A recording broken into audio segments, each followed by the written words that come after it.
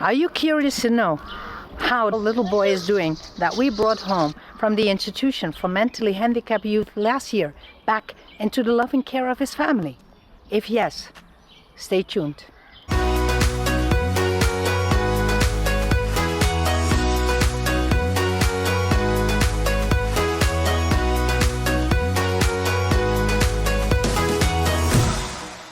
Recently, I was in Morogoro to attend a meeting concerning this little boy. And of course, we visited him at home. But before I continue, let me give you a brief summary. The child ended up in the institution not because of poverty or because his parents didn't love him. On the contrary, they love him very, very much. That's why when he reached the age of 7, they wanted him to have access to education too. But there was no public school in the close surroundings of their home that he could attend. So they went to 𝗪𝗵𝗶𝗹𝗵𝘁, the chairperson of the street they're living in, and he only knew one solution, and that is to place the child in an institution. So he wrote a letter, and the child was placed at 𝗪𝗵𝘆, far away from everything that he loved and knew. The institution did not have any additional therapy like physiotherapy or speech therapy. The only advantage was that the public school was on the other side of the road and that he could go to that special need class. When I came in contact with this institution, we identified this case of the little boy as something that we could solve. So, to make a long story short, a private school in the surroundings of the home of the child offered to bring the child to school, to a public school with a special need class with their school bus.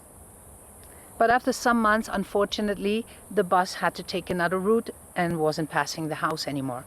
So we had to find another sustainable solution. So I asked the manager of the private school to arrange a meeting and to invite people who are part of the solution.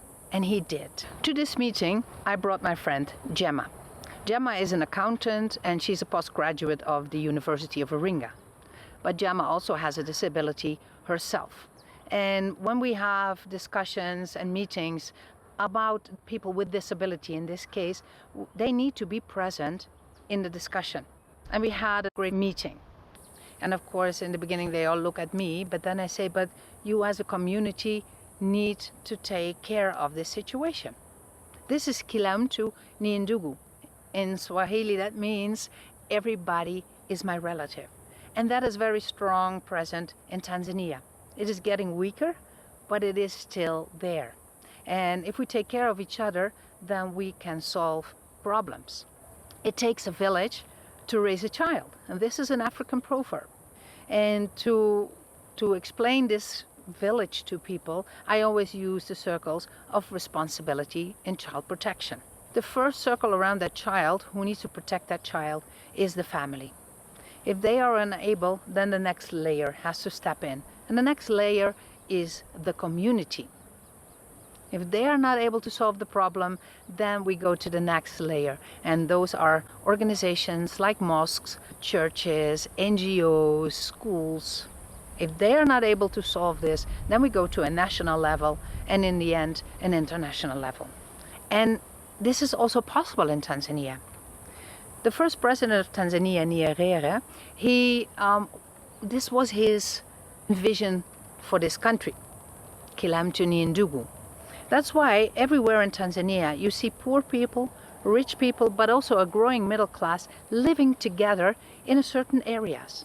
Tanzania doesn't have big slums because of that. And that is why a community in Tanzania is capable of taking care of their own. So everybody agreed and a solution was found so the boy could stay at home and go to school. And of course, after the meeting, we also visited the child at home.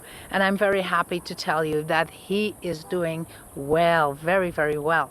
He has improved a lot mentally and physically. He's walking very fine and he is so much more confident since he is back home. 𝗪𝗵𝘆 ni ndugu. Everybody is my relative. It's still there in Tanzania, getting weaker, and we just have to promote that a little bit more. We have to stop seeing Tanzanians poor, pitiful, needy, uneducated, because they're not. They're strong people, and this country has a lot of national resources. They can do this. Like the late President Magufuli said, hapa kazi tu. That means roll up your sleeves and get to work. And like the current President Mama Samia Hassan says, kazi iendelee. Let the work continue. And let's keep and bring children where they belong, in families.